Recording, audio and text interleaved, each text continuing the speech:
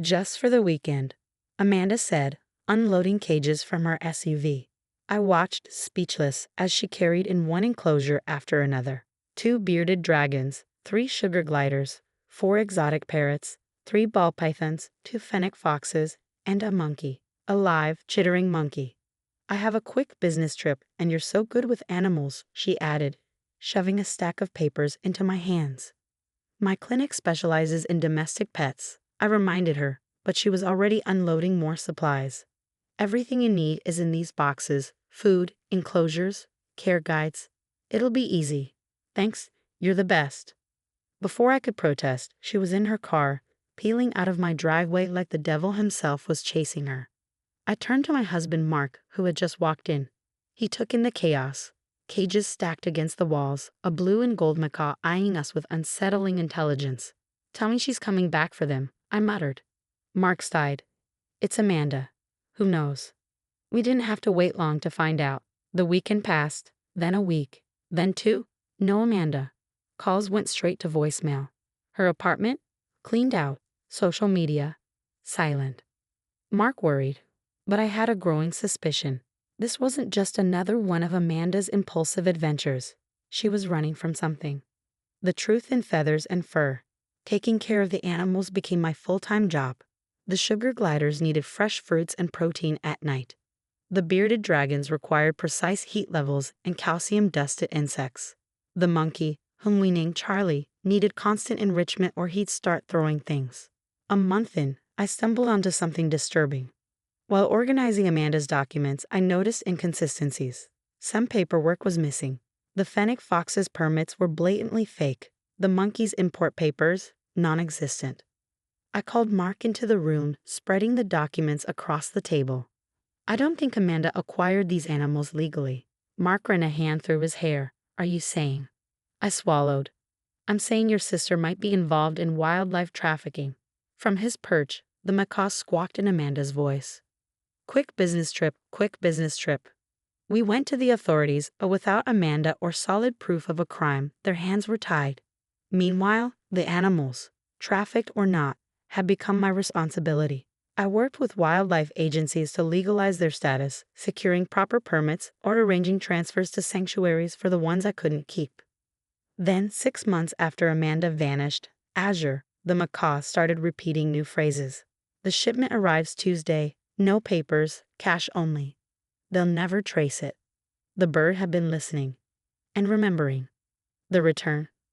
1 year to the day since she disappeared, Amanda strolled into my clinic like nothing had happened. I'm here to collect my pets, she announced, adjusting designer sunglasses atop her head. I assumed they're still alive. I looked up from my desk, keeping my expression neutral. Hello, Amanda. Been a while. Yeah, sorry for the delay. Things got complicated. But I'm back now, and I need my animals. All of them. She kept glancing at the door. Impatient. Anxious. Trapped. Perhaps we should discuss this at home, I suggested. Never now, she snapped. I have arrangements to make. Buyers waiting. And there it was. The slip-up. Buyers? I asked lightly. For exotic pets? That must be difficult, given all the regulations. Amanda hesitated for half a second before regaining her composure. Private collectors. People who appreciate rare breeds. Now, about my pets. I stood grabbing my things. You're right. Let's go see them. I have something very interesting to show you. Her smirk told me she had no idea what was coming. But after a year of caring for her abandoned menagerie, I had learned more than just feeding schedules. I had gathered evidence. As we stepped into my house, Amanda's confident stride faltered.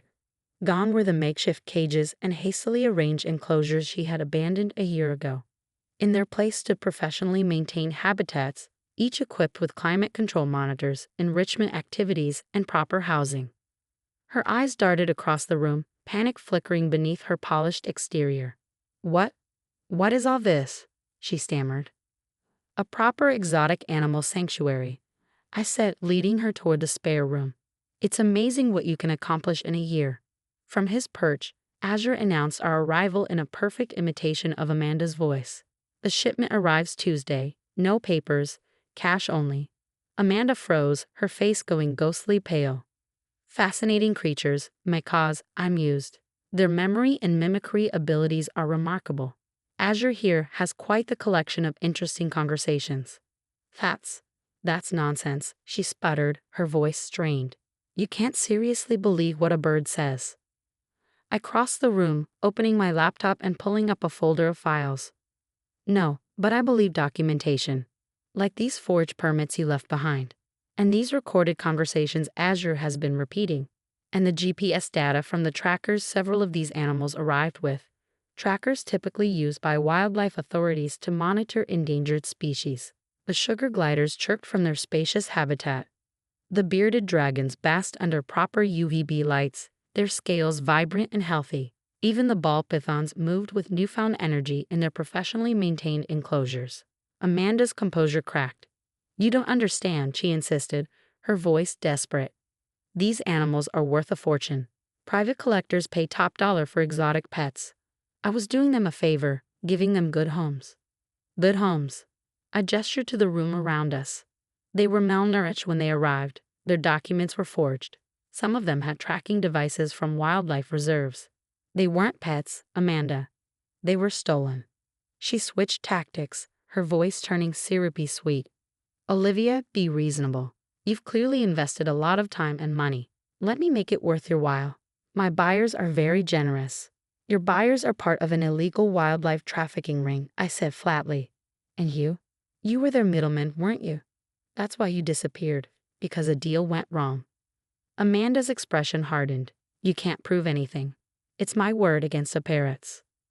Actually, a voice came from the doorway, making Amanda jump. Mark stepped inside, followed by 2 wildlife enforcement officers. It's your word against a lot more than that. I handed one of the officers my laptop. Everything's documented here. The forged permits, Azure's recordings, GPS data from the trackers, and veterinary records of the animals' conditions when they arrived. The officer nodded. We've been tracking this trafficking ring for months. Your evidence could help us take them down. You set me up, Amanda hissed. Your own family. Mark's voice was quiet but firm. No, Amanda. You did that when you dragged us into your crimes. The officers stepped forward, reading Amanda her rights as she struggled against their grip. You can't do this. They're mine. I paid for them. One of the officers shook his head. Several of these animals have been identified as stolen from wildlife reserves and sanctuaries. They were never legally yours. As they led Amanda toward the patrol car, she twisted to glare at me. You'll regret this, both of you. Mark put his arm around me as we watched her disappear into the back seat. You okay? I exhaled, looking around at the animals we had spent the last year protecting. The fennec foxes peeked from their enclosure, ears twitching. The sugar gliders chirped softly in their expansive habitat. Even Azure seemed to watch with a knowing glint in his eye. You know what? I said. I am. As the officers cataloged evidence, they praised the level of care we had provided. Your work here is impressive, one told me. With the proper certifications, you could legitimately run a sanctuary. Mark found me later, watching the fennec foxes play with their enrichment toys. What you did, taking care of them, standing up to Amanda, gathering evidence, it was incredible. I leaned into him, feeling the weight of the past year settle into something lighter. I couldn't just let it go. Once I realized what was really happening, Azure picked that moment to chime in with another of Amanda's old conversations. Premium prices for exotic pets. I smiled, offering him a treat. Exactly. They deserved better. But as I watched the animals settle in for the night, a thought nagged at the back of my mind. Amanda wouldn't go down without a fight, and her connections ran deep. The fallout from Amanda's arrest was immediate. Within days, unfamiliar cars began lingering near our property, their tinted windows concealing whoever was inside. Anonymous threats appeared in our mailbox, each more sinister than the last. Mind your own business. Drop the charges. Accidents happen. The message was clear. Amanda's arrest had rattled her associates, and now they were watching us. I wasn't about to take chances. We upgraded our security system. Motion sensors, reinforced doors, floodlights triggered by the slightest movement. The animal's room became a fortress, with a keypad entry and surveillance covering every angle. Some might call it paranoia, but I'd seen firsthand what these people were capable of. 3 weeks later, I arrived at my clinic to find the door lock broken. Nothing was stolen. Nothing was touched. But the violation was deliberate. A message, a warning. They knew where to find me. That night, as I checked on the animals, a strange stillness filled the room. Azure, normally a non-stop chatterbox, went abruptly silent, his sharp eyes locked on the window. "Mark," I called softly, heart hammering. "Did you see that?" My husband moved carefully, staying out of sight. A shadow flitted across our backyard, someone lurking in the darkness. We called the police, but by the time they arrived, the intruder was gone. No footprints, no evidence, just the lingering sense that we were being hunted. The next morning, a call came from the wildlife enforcement officers. They had uncovered the true scale of Amanda's operation. 3 continents, dozens of smugglers, corrupt officials, illegal holding facilities uncovered through the GPS trackers we'd salvaged. Your sister-in-law was just the tip of the iceberg, Officer Martinez explained grimly. These people won't take kindly to their operation being exposed. We're offering you protection. But protection came with a cost. We had to testify, not just about Amanda, but about everything we had discovered while rehabilitating her abandoned animals. That night, as I prepared the evening feeds, Mark leaned against the counter, watching me. "We don't have a choice," he said. "These animals deserve justice, and so do the others still out there." Azure fluffed his feathers and mimicked Amanda's voice, her words chilling in a quiet room. "They'll never trace it." Oh, but we had. The trial preparations consumed our lives.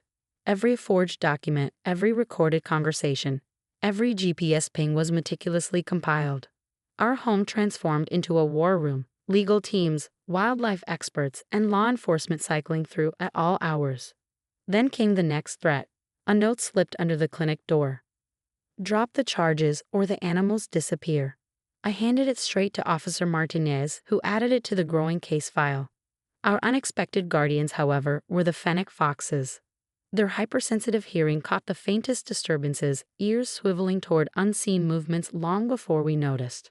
The sugar gliders, normally playful, froze whenever someone unfamiliar approached, a natural security system we learned to trust. Then, 2 months into the case, Amanda made bail. Her first move? She sued me, claiming ownership of the animals, accusing me of theft. Her lawyer, a slick, sharp-eyed man in an expensive suit, served me in the middle of my clinic, his smirk infuriating. "Your rehabilitation permits don't override her ownership rights," he said smoothly. "These are exotic pets, not stray cats." But Amanda had underestimated me again. I didn't just rehabilitate these animals. I documented everything. Every vet visit, every sign of malnourishment, every transaction tied to illegal acquisitions. The sanctuaries I worked with provided statements about the animals' conditions upon arrival. Starved, traumatized, some near death. The lawsuit backfired spectacularly. Instead of regaining the animals, Amanda had just handed the prosecution even more evidence. Proof of her neglect, her illegal dealings, and her desperate attempt to erase her crimes. Her lawyer withdrew quietly. She had nowhere left to run. As the trial date neared, our home became a battleground. Witnesses prepped their statements. Law enforcement finalized their findings. The animals, remarkably, remained calm, as if sensing the justice they were about to receive. The day before court, I sat in their sanctuary, watching them settle in for the night. Azure preened his feathers, the fennec foxes curled up in their den, the sugar gliders stirring as dusk fell. Even the ball pythons seemed more alert, their tongues flicking at the air as if sensing change. "We're ready," Mark said, stepping beside me. "The evidence is airtight. The authorities have tracked down most of the ring." I stroked Azure's feathers. Over the past year, he had become more than just evidence. He was family. They all were. They tried to treat them like merchandise, I murmured. But there's so much more than that. The trial lasted 3 grueling weeks. Amanda sat stone-faced as the evidence unfolded. Azure's recordings played, her own voice damning her with every word. The GPS data mapped out smuggling routes across continents. Expert witnesses detailed the telltale signs of wildlife trafficking, neglect, forged papers, animals stripped from their natural habitats for profit. When the verdict came, it was swift. Guilty. On multiple counts: wildlife trafficking, animal cruelty, conspiracy, and operating a criminal enterprise. The judge's sentence was severe, 15 years without parole and crushing fines. As they led Amanda away, she turned to me one last time, venom in her voice. "I hope you're happy. You destroyed your own family for a bunch of animals." I met her gaze, unwavering. "No, Amanda," I said. "You destroyed our family the moment you chose profit over innocent lives. I chose to protect them." The aftermath brought unexpected change. Our home was officially recognized as a rehabilitation center for rescued exotic animals. Wildlife authorities began bringing us more animals recovered from trafficking operations. The spare room expanded into a full sanctuary wing. One evening, Mark and I stood in the sanctuary, watching the sunset filter through the reinforced windows. Azure shredded a toy on his perch. The fennec foxes dozed, and the sugar gliders stretched their limbs, preparing for another night. "You know," Mark said, "when Amanda dumped these animals on us, I thought it was just another one of her messes. I never imagined it would lead to this." I smiled, offering Azure a treat. Sometimes the worst situations bring the best outcomes. They needed someone to fight for them. And in return, Azure tilted his head, then mimicked my voice perfectly. "They're family now." I laughed softly, brushing my fingers along his bright feathers. He was right. We couldn't have said it better ourselves.